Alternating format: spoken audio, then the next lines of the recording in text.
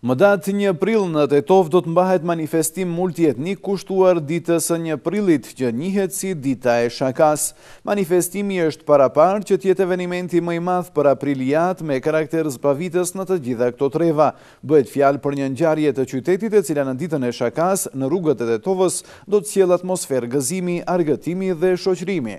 Qëllimi është afrimi i shpirtit argëtues për programe zbavitëse karakteristike për qytetet e mëdha në rrugët e Tetovës dhe më gjerë në rrethin dhe dhënia e atmosferës për fest rrugore, tha Nikola Dimovski nga shoqata Jabollçinja gjatë një preskonference me gazetarët sot në Tetov.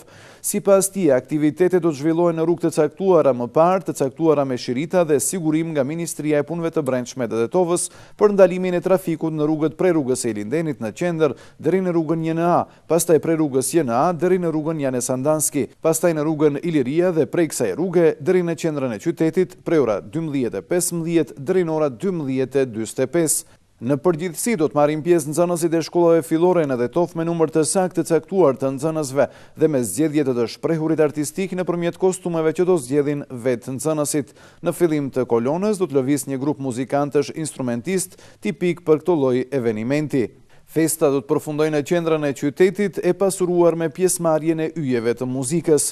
Në pjesën përfundimtare të programit është parapar ndarja e çmimeve, deklaroi Nikola Dimovski nga shoqata Jabollçinja.